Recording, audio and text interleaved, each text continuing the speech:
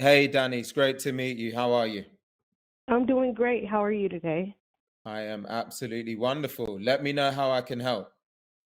Yeah, so I recently broke into tech sales specifically, so coming in as a sales development rep at a cybersecurity company, and I'm really just looking for more guidance and exposure to career growth and possible career paths, and then just any like best practices um, or suggestions that you have to help me be successful. Well, great. Well, first of all, welcome to the space. What inspired you to start a career in SaaS? Specifically, just the time freedom and flexibility with being able to work remotely, and then obviously the financial potential to help me create income to be able to invest for long-term legacy, long-term wealth. That's great. I love it. As I say, it's great to have you in this space. And so tell me a bit more about your motivations, your goals, the vision that you have for yourself and your future. Yeah, sure. So I really am looking to get involved in real estate. I recently got involved in real estate investing. So I have two properties so far, but I'm looking to invest in more. So that is one of the primary vehicles that the finances would help me to be able to fund. And then again, I've lived all over the world. I've lived in probably over 7 different countries, and so I would love to. Currently, I'm located in America. I would love to relocate to Central America and be able to live and work remotely from there full time. So those are kind of some of my goals that I'm working on. Got it. Sounds fascinating. And this is your first time in a SaaS role and in an SDR role, correct? Yes, that's correct. Yes. And how long have you been doing it now?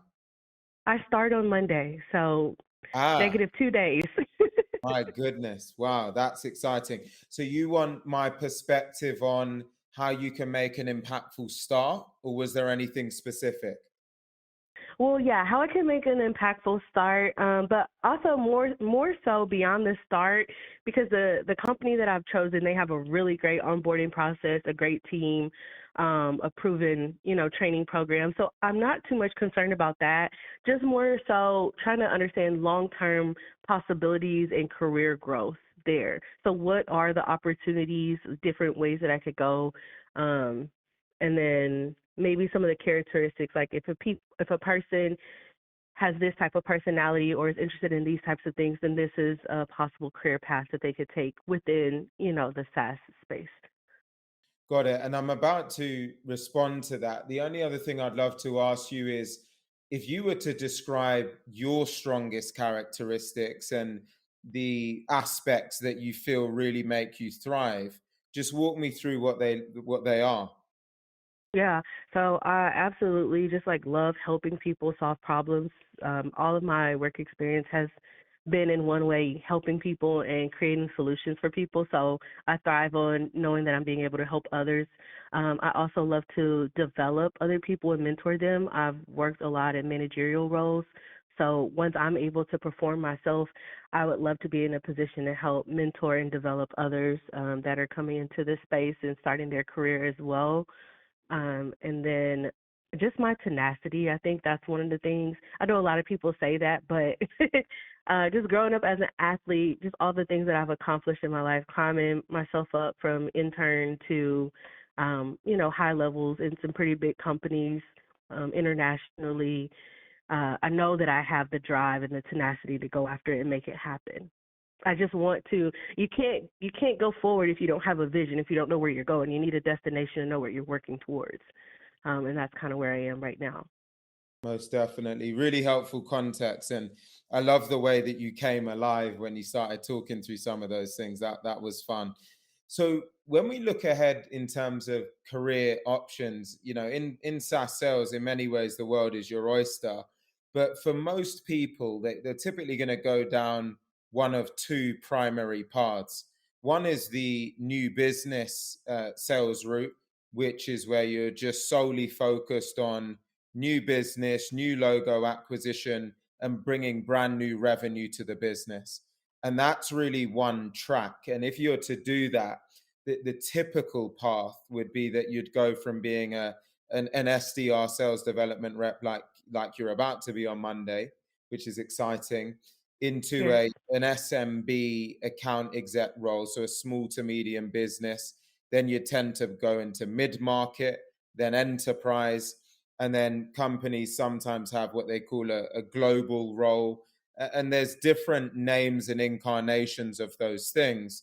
But depending on your leadership appetite, what we sometimes see is someone may either break off from being an SDR to an SDR leader. Some Hmm. people may break off either at SMB or mid market or enterprise to be a leader of any of those teams.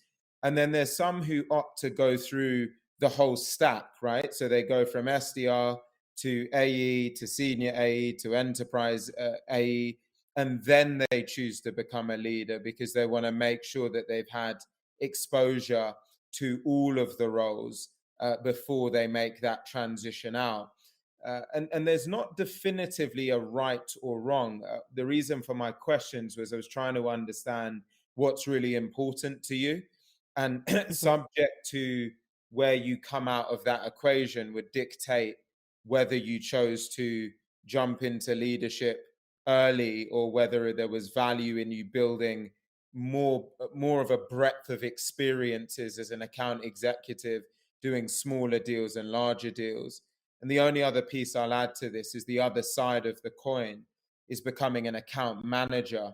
So some people will choose to go from being an SDR to an account manager, which is where instead of just focusing on winning new business and new logos, you're actually more focused on customer attention, customer satisfaction. You may be measured on things such as um, see customer satisfaction rates and NPS scores, and focus on client retention. So some people find that they opt for the account management role, which generally is slightly less paid, and people tend to feel it's less pressure. Uh, Whereas the being on the new business side is arguably slightly more pressure, but more pay and a more dynamic role. So I'll pause there. Let me know if you've got any questions, but I hope that made sense. No, yeah. So those are the things that I already knew actually. So you're just Ah, kind of reaffirming that I know that I'm I'm going in the right direction. I great. just didn't know if there was anything else that I was missing. So I'm familiar with each of those things that you just described. Wonderful. Well, apologies if I just rattled off a whole heap of things that you already knew. I think the biggest thing for you coming new into this space is not only knowing the roles, but a lot of it is playing chess with your career, making the right strategic moves at the right time. So, as much as you know the stack rank, it's understanding, well, when is the right time to adjust? When is the right Right. time to potentially move company if necessary? Um, which company and role is going to maximize and accelerate your potential and your path to your real estate goals and beyond. And so it's Hmm. great that you now have the acute awareness of where all the pieces are on the board.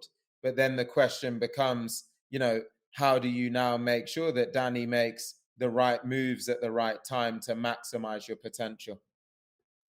Okay. And what would you say are some of those like characteristics or green flags to be aware of to know when it's time to make those changes? Well, I think the big thing I often say is that you want to be urgent when it comes to your career.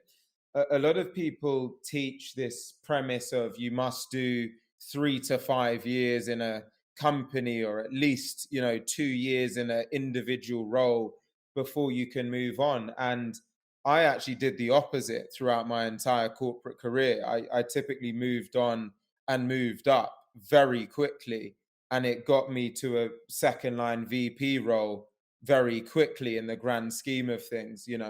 I was one of Hmm. the youngest globally, and so when you look at that, what I would say is, first of all, be urgent. Second of all, be clear about where it is that you're trying to go. So it sounds like you are being methodical about your career, but take the time to say, well, do you want to be a leader? And if you do want to be a leader, do you want to run a team of SDRs? Or actually, do you have a bigger vision for running a team of enterprise sellers, or do you actually feel like you want to run a team of SMB sellers? Try and get that clarity as early as you can. And Okay. the reason that can be so powerful is because then in the organization, you work to get a career sponsor. And a sponsor is slightly different to a career mentor. A mentor gives you coaching, wisdom, and advice, a bit like I'm doing right now. A sponsor's job is to take you to where you want to go.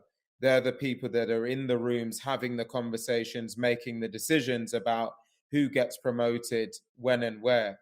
And so the clearer you are about what you want and why you want it, the easier it is to get a career sponsor that is in the right room. And then the more the urgency and momentum you have in your own mind can be facilitated within that business. And so those are the three pillars I would really spend time on if I were you. Awesome. That makes total sense. Yeah. That's perfect that you described it that way, because that's exactly what I've done in previous companies. But it's just great to be reminded of, hey, same thing, finding you a point of contact, an advocate, someone that you can go to, a mentor, like you said, outside of your direct management, and just building those relationships, and then obviously just performing in the role. You So said it that's best. awesome. One thing I'll leave you with is also just always think about how you can raise the bar. I mean, you sound like a bar raiser. You're ahead of the game. You're driving hard. But I remember one of the things that I did really consistently in my career was, without being asked to, I used to send the leadership team an end of week report on both my personal and professional progression. And that was always really valued within the business because it was something no one else did. And it meant that they were consistently knew where I wanted to go. I showed accountability. I was sharing lessons and growth. And I found that that helped me get a lot of pay rises, rise really quickly, because it's also just something that no one else does. So it seems like you're ahead of the game on a lot of these things, but just something else that's tactical for you to consider and keep in your tool belt. Perfect. That's awesome. Thank you so much for taking time out to speak with me today. That it's been great information and just providing clarity, like I'm on the right track. But those extra nuggets that you gave, it really provided value. So I appreciate it. It's a great pleasure. Danny, please keep me updated and have a wonderful Saturday. Okay, you as well. Have a great day. Bye bye. Take care now. Bye.